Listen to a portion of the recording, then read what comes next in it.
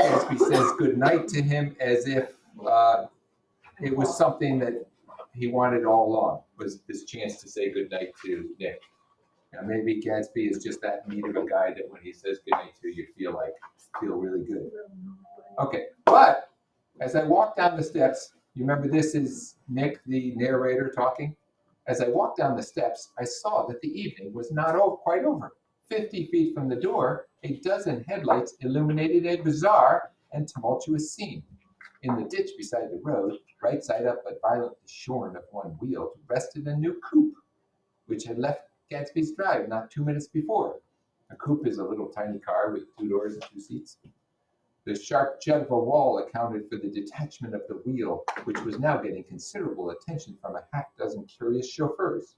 However, as they had left their cars blocking the road, a harsh, discordant din from those in the rear had been audible for some time, and added to the already violent confusion of the scene. Okay, so Nick's leaving the party and he sees a car accident.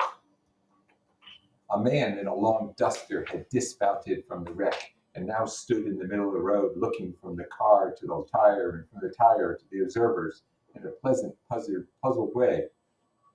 He's wearing a duster. Back in those days, early 1920s, cars were relatively new, and so were roads. The roads were like the same roads you drive your horse on. So they were dirt roads. You dress up in a duster, which was a huge coat that went the whole way. You put on a scarf. You put on goggles. You put on a hat. You put on gloves. Because if you weren't wearing all that stuff, all the dust from the road would just cover you. So you wear a duster. See, he explained, it went in the ditch. The fact was infinitely astonishing to him, and I recognized first the unusual quality of wonder and then the man. It was the late patron of Gatsby's library. You remember that guy? We're going to call him Owl Eyes. He was the guy that was in the library. He was surprised that the books were real. He's like, wow, I thought they'd be cardboard. How did it happen? He shrugged his shoulder. I know nothing whatever about mechanics, he said decisively. But how did it happen? Did you run into the wall? Don't ask me, said Owl Eyes, washing his hands of the whole matter. I know very little about driving. Next to nothing. It happened, and that's all I know. Well, if you're a poor driver, you ought not drive at night. But I wasn't even trying, he explained indignantly. I wasn't even trying. An awed hush fell upon the bystanders. Do you want to commit suicide? You're lucky it was just a wheel. A bad driver, and not even trying. You don't understand, explained the criminal. I wasn't driving. There's another man in the car. The shock that followed this declaration found voice in a sustained ah as the door of the coupe swung slowly open. The crowd, it was now a crowd, stepped back involuntarily, and when the door had opened wide, there was a ghostly pause. Then, very gradually, part by part, a pale, dangling individual stepped out of the wreck, pawing tentatively at the ground with a large, uncertain dancing shoe. Blinded by the glare of the headlights and confused by the incessant groaning of the horns, the apparition stood swaying for a moment before he perceived the man in the duster. What's the matter? He inquired calmly. Did we run out of gas? Look!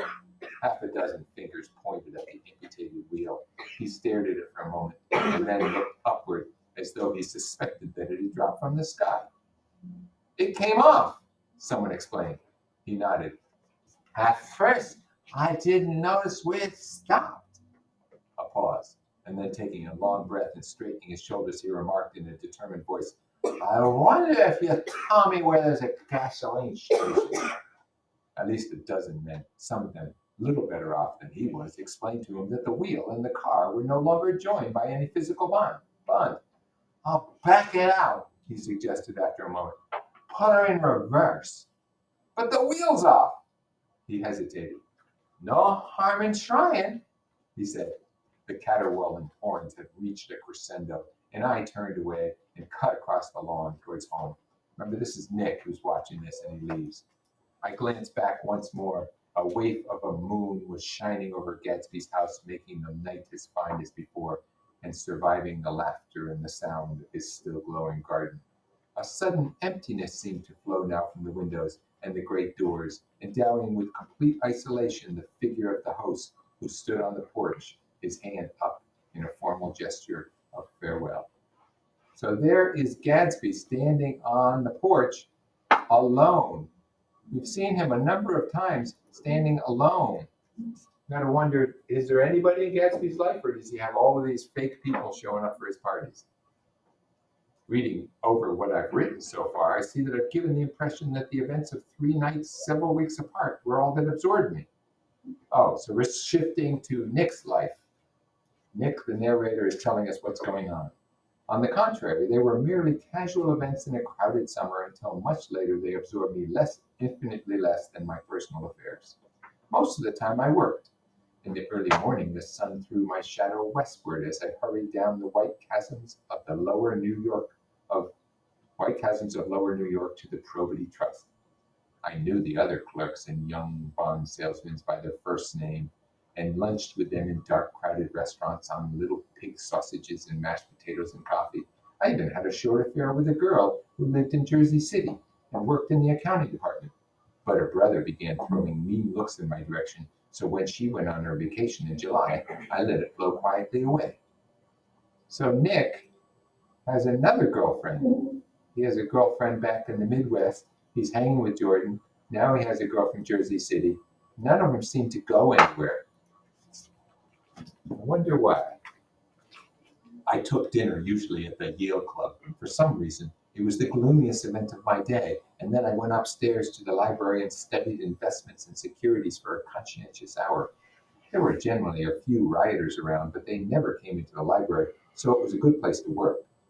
After that, if the night was mellow, I strolled down Madison Avenue past the old Murray Hill Hotel and over to 33rd Street to the Pennsylvania Station. I began to like New York, the racy, adventurous feel of it at night, and the satisfaction that the constant flicker of men and women in buildings gives to the restless eye. I like to walk up Fifth Avenue and pick out romantic women from the crowd and imagine that in a few minutes I was going to enter their lives, and no one would ever know or disapprove. Sometimes in my mind, I followed them to their apartments on the corners of hidden streets, and they turned and smiled back at me before they faded through a door into warm darkness. At the enchanted metropolitan twilight, I felt a haunting loneliness sometimes, and felt it in others, poor young clerks who loitered in front of windows waiting until it was time for a solitary restaurant dinner. Young clerks in the dusk, wasting the most poignant moments of night and life. So here it is. Nick is also feeling this loneliness that we see in Gatsby. Maybe that's one of the reasons he can identify with Gatsby. And again, at 8 o'clock, when the dark lanes of the 40s were 5 deep with throbbing taxicabs bound for the theater district, I felt a sinking in my heart. Forms leaned together in the taxis as they waited, and voices sang, and there was laughter from unheard of jokes, and lighted cigarettes outlined unintelligible gestures inside. Imagining that I too was hurrying towards gaiety and sharing their intimate excitement, I wished them well. For a while, I lost sight of Jordan Baker, and then midsummer I found her again. At first, I was flattered to go places with her because she was a golf champion and everyone knew her name. And then it was something more. I wasn't actually in love, but I felt a sort of tender curiosity. The bored, haughty face that she turned to the world concealed something. Most affectations conceal something eventually, even though they don't in the beginning. And one day, I found out what it was.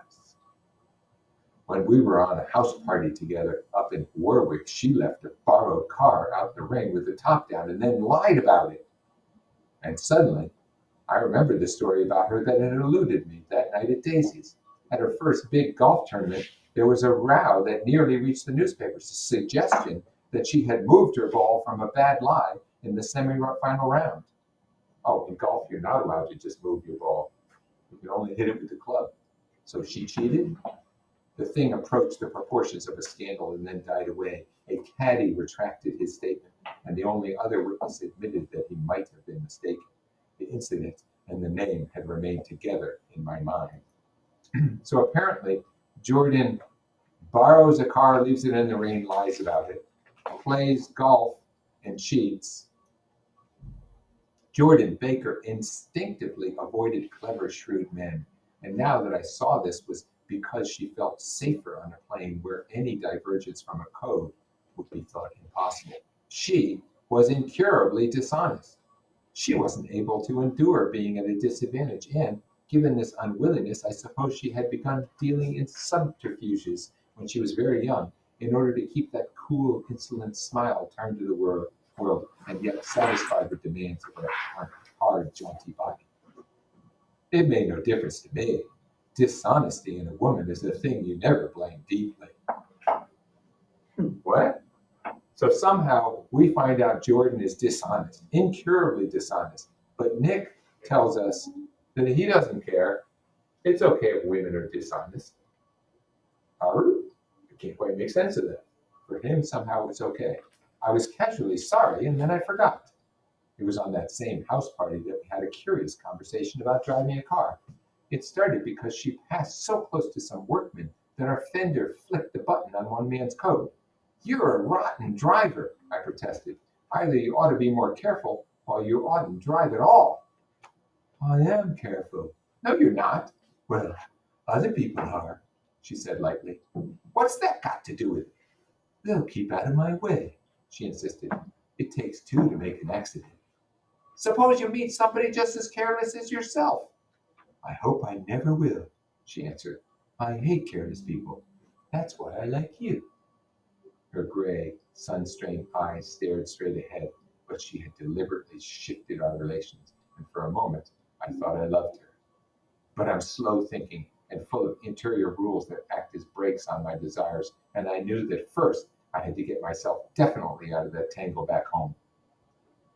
Tangle back home? Didn't he say that he was done with that woman back in the West? I've been writing letters once a week and signing them Love Nick. And all I could think of was how that when a certain girl played tennis, a faint mustache of perspiration appeared on her upper lip. Nevertheless, there was a vague understanding that had to be tactfully broken off before I was free. Didn't he just tell us he was incurably honest? And yet this woman back home still thinks that they're together? And he's still signing letters, Love Nick? Instead, he wants Jordan with her faint mustache? I'm not so sure. I think he's honest. I'm not entirely sure.